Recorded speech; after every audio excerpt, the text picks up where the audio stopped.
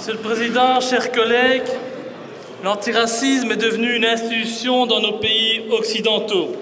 C'est bien légitime, me direz-vous, étant donné que l'on ouvre bien grandes nos frontières et que de nombreux immigrés les franchissent chaque année, souvent de manière définitive, pour échapper à la misère, échapper aux troubles que nous créons volontairement dans leur pays pour défendre des intérêts économiques ou stratégiques, des intérêts bien souvent inavouables, comme ce fut le cas ces derniers temps pour les Irakiens, les Tunisiens, les Afghans ou encore les Syriens, ou pour échapper aux dérives du néocolonialisme comme les Ivoiriens, les Maliens ou encore nos amis congolais. Certains viennent aussi ici, il ne faut pas le cacher, pour profiter de notre système et de notre protection sociale. Il y a des profiteurs partout, y compris au sein de la population belge. Il ne faut pas se voiler la face. Le racisme, c'est avant tout un manque de respect envers une personne qui a le seul défaut d'avoir un taux de mélanine différent, une culture différente, des us et coutumes différents. Et si le racisme est et doit être condamnable, il ne sera jamais, selon moi, éradiqué. À l'époque où la Belgique n'avait pas encore accueilli un si grand nombre de populations allogènes, le racisme existait déjà.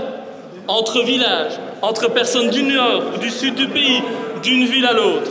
Bref, la méfiance envers ce qui nous paraît étranger est un caractère humain et naturel que l'on peut peut-être désamorcer par l'éducation, par exemple, mais qu'on ne pourra jamais détruire définitivement. Or, aujourd'hui, si on pouvait avoir un petit peu de calme sur les bancs socialistes, ce serait sympathique. Or, aujourd'hui, accuser quelqu'un de racisme est devenu monnaie courante. Si un employeur ne veut pas embaucher un étranger car il n'a pas le niveau de français ou de néerlandais suffisant, ce dernier n'aura qu'à pousser la porte d'un institut professionnel de l'antiracisme pour crier au scandale. La moindre parole légèrement suspicieuse, même dénuée de tout racisme, peut être aujourd'hui condamnée et condamnable. Nous avons eu l'expérience de telles institutions en France avec SOS Racisme. Et comme disait Jean Baudrillard, SOS Baleine a pour mission de sauver les baleines. SOS Racisme n'aurait-il pas pour mission de sauver le racisme? Et mes amis, l'humoriste Dieudonné et Kémy Séba, le panafricaniste talentueux, ont su mettre en lumière cette arnaque de l'antiracisme. Ce commerce de la pleurnicherie institutionnalisé et mis sur pied par nos pays, non pas pour éradiquer le racisme, mais bel et bien pour l'entretenir. Et je demande aux citoyens de faire eux-mêmes leurs recherches à ce sujet pour qu'ils s'en rendent compte. On ne peut pas forcer les gens à en aimer d'autres. C'est ridicule. Et comme le dit Kémy Séba, c'est par l'autodétermination que l'on impose le respect, non en vivant comme une victime. Il faut donc que les étrangers de Belgique soient dans une logique d'autodétermination, d'anti-victimisation et de virilité pour imposer le respect. Et ce n'est pas en quémandant le respect que celui-ci vient à vous, c'est en ayant un comportement exemplaire, sans faille, que l'on évite de se faire marcher dessus. De plus, certaines personnes ayant travaillé pour ce genre d'association honteuse avouent très clairement que le racisme anti-blanc, lui, n'est pas pris en compte. Il n'existe pas. On tombe donc dans un schéma où le blanc, lui, n'a pas le droit de se plaindre d'un acte de racisme. Il peut le faire, mais il n'aura pas l'appui de ses institutions. C'est donc totalement paradoxal. Il y a cependant une vérité que je tiens à dire à tous ces partis qui se disent proches des immigrés. C'est que vous instrumentalisez la souffrance qui se cache derrière le racisme à des fins politiques. Et c'est une imposture. D'un côté, vous avez un discours qui prône l'intégration et l'assimilation des étrangers en Belgique. Et d'un autre, vous jouez sur l'exaltation des différences. Les étrangers en Belgique ne se sentiront par conséquent jamais belges, étant donné que vous leur proposez non pas de goûter à notre culture, enfin du moins pour ce qu'il en reste, mais bien de vivre la leur chez nous. Et donc vous faites en sorte de parquer ces gens dans des ghettos où ils se retrouvent uniquement entre eux. Et vous ne faites rien pour qu'il y ait des échanges entre ces communautés et les Belges de souche. Vous faites donc coexister les uns à côté des autres, vous faites coexister des cultures différentes qui, sans explication, semblent incompatibles. Vous créez la peur de l'autre, car c'est bien connu, on a toujours peur de ce qu'on ne connaît pas. Vous faites en sorte que le Belge ait peur de l'Africain qu'on rencontre à Matongué, que nos médias assimilent à un membre d'un gang ou à un dealer. Vous faites en sorte que le Belge ait peur de l'arabe, que vous présentez comme un terroriste ou un coupeur de main. C'est tout simplement vicieux. Et la population a le droit de savoir à quel jeu dangereux vous jouez dans notre pays. Là est le véritable racisme. Et comme le dit le sociologue français Alain Soral, le travail de l'antiracisme institutionnel n'a pour but que d'empêcher l'intégration et l'assimilation des immigrés en France, en dressant systématiquement les immigrés contre les Français. Et le but, c'est de créer du racisme entre les Français d'origine immigrée et les Français de souche. Un exemple tout simple. La communauté sino-vietnamienne en France n'a jamais laissé ses institutions prendre en charge leur sort. C'est une communauté structurée qui a le même passif colonial avec la France que des pays du Maghreb. Et pourtant, cette communauté n'est pas victime de racisme. Tiens, comme par hasard, il n'y a pas de racisme anti-asiatique en France. Pourquoi y aurait-il alors un racisme anti-arabe chez nous? Alors qu'il n'est pas dans la culture de l'islam de pleurnicher et de demander des réparations.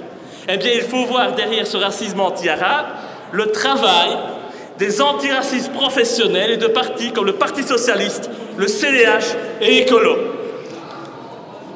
Et comme le dit le rappeur Amé, on peut parler de récupération. SOS Racisme en France fait partie de ces organisations satellitaires au Parti Socialiste qui sont chargés de ramener dans le giron de la ligne politique du PS les mouvements de contestation, de critique ou de radicalité qui peuvent naître au sein de la jeunesse, en particulier au sein de la jeunesse issue de l'immigration. Donc non seulement ces partis se moquent de ces jeunes issus de l'immigration qui rejoignent leur rang, mais en plus, ils créent le racisme qu'ils subissent au quotidien. Il est temps que ces jeunes se réveillent, bien entendu. Et actuellement, notre Centre pour l'égalité des chances, dirigé par mon cher ami le socialiste Édouard Delruel, n'est qu'une entreprise mensongère et manipulatrice qui vise à diaboliser les idées de droite, si bonnes peuvent-elles être, pour mettre en avant la gauche bobo, pro-immigration, dont les représentants vivent dans de belles et grandes maisons, pendant qu'ils se réjouissent de la misère dans laquelle ils laissent paître les moutons malheureux qui tombent dans leur traquenard. Et donc un tel centre est aussi pratique. Pratique le Centre pour l'égalité des chances.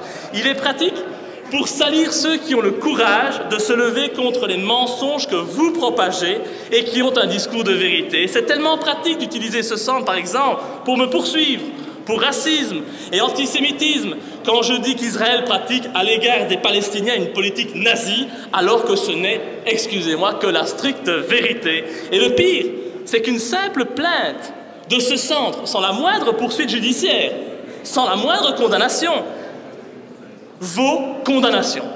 Il suffit de voir les articles qui paraissent sur moi. Aucun journaliste ne se retient d'évoquer cette stupide plainte sans même faire référence au principe démocratique de la présomption d'innocence. Bref, si l'institution dont nous parlons aujourd'hui doit mener aux mêmes aberrations et finalement être une fabrique du racisme, une institution qui fera persister le racisme pour continuer à offrir un job à ceux qui feront partie de son conseil d'administration, comme le PS, maintient les citoyens dans la pauvreté pour conserver son potentiel électoral, je n'en veux pas.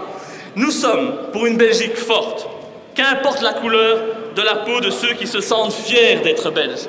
Nous sommes pour l'autodétermination des peuples, quel que soit le pays. Un dernier exemple avant d'en terminer, vous continuez de piller le Congo. Et donc de nombreux Congolais tentent leur chance chez nous. Et quand ils arrivent, vous les récupérez pour les infantiliser et les muer en pleurnichards. Rigolez, je vous ai démasqué. Ouais. Sachez que si le Congo était libre de la mainmise occidentale, si vous n'occupiez pas ce pays pour en tirer d'énormes richesses, dont les diamants, qui finissent en verse auprès de la communauté qu'on ne peut citer, aucun Congolais ne souhaiterait rester ici, tant leur pays d'origine est riche et dispose d'un potentiel énorme.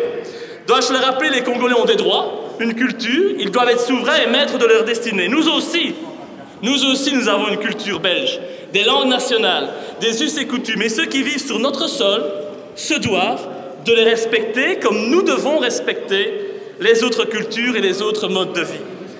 Il n'y a pas de raison à ce qu'on ne puisse pas dénoncer les dérives communautaires quand elles sont contraires à nos valeurs, même, et tant pis, si c'est pour être taxé de raciste par la suite.